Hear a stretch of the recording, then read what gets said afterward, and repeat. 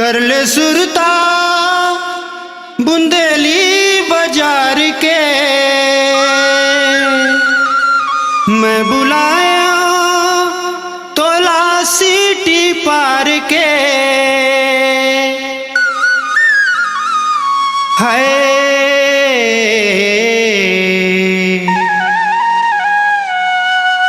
मैं देखत रह गया मैं देखत रही गयो वो तेहा चल दे करारी नैना मार के। मैं देखत रही गयो वो तेहा चल दे करारी नैना मार के। कर ले सुरता बुंदेली बाजार के, मैं बुलायो तोला सीटी पार के। मैं देखत रही गयो वो तेहा चल दे करारी नैना मार के। मैं देखत रही गयो वो तेहा चल दे करारी नैना मार के।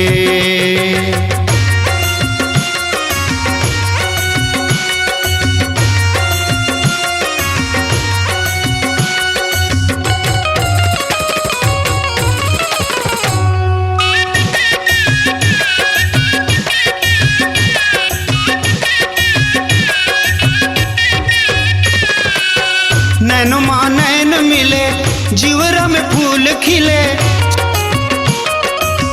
सुध बुध बिसर डार्यो मन माया में भूले। नैनुमा नैन मिले जीवरा में फूल खिले, सुध बुध बिसर डार्यो मन माया में भूले। मन के बगिया में आगे दिन बहार के, मैं बुलायो तोला सीटी पार के। मैं देखत रही गयो वो तेहा चल दे करारी नैना मार के। मैं देखत रही गयो वो तेहा चल दे करारी नैना मार के।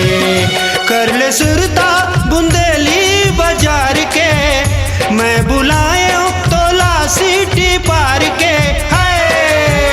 मैं देखत रही गयो वो तेहा चल दे करारी नैना मार के। मैं देखत रही गयो वो तेहा चल दे करारी नैना मार के।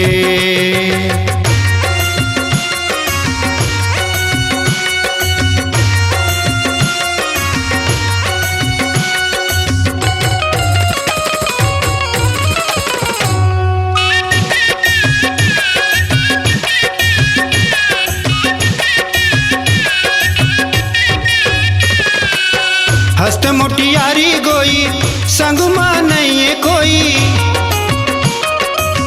जिंदगी पहाए नहीं बना ले कोनो जोही। हस्त मोटियारी गोई संग मां नहीं है कोई, जिंदगी पहाए नहीं बना ले कोनो जोही। होय गवैहा या कोनो शहर के, मैं बुलायो तोला सीटी पार के। मैं देखत रही गयो वो तेहा चल दे करारी नैना मार के। मैं देखत रही गयो वो तेहा चल दे करारी नैना मार के। कर ले सुरता बुंदेली बाजार के, मैं बुलायो तोला सीटी पार के। मैं देखत रही गयो वो तेहा चल दे करारी नैना मार के। मैं देखत रही गयो वो तेहा चल दे करारी नैना मार के।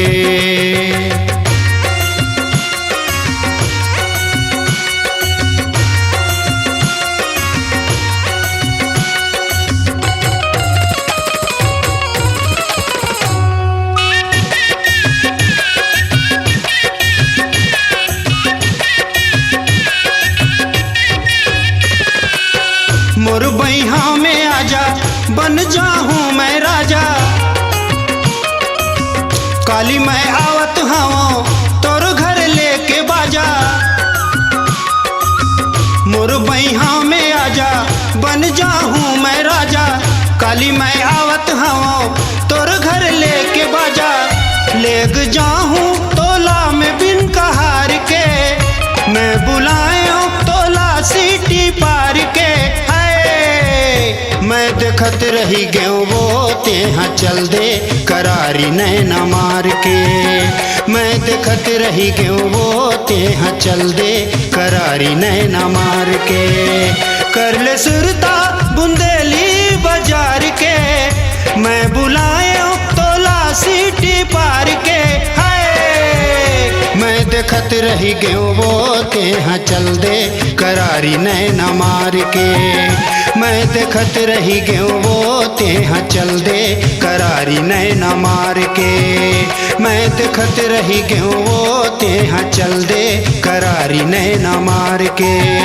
मैं देखत रही गयो वो ते हाँ चल दे करारी नैना मार के।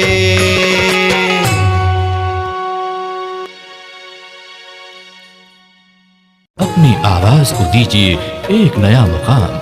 डिजिटल रिकॉर्डिंग की दुनिया का जाना पहचाना नाम स्वरांजलि, जहां गूंजती हैं ध्वनियां अपनी माटी की सौंधी सुगंध के साथ। छत्तीसगढ़ी संगीत के विविध रंग जो पहुंचाते हैं पूरे प्रदेश में डिजिटल रिकॉर्डिंग के संग। स्वरांजलि स्टूडियो, नेमीचंद गली नंबर 2, गंजपारा, रायपुर।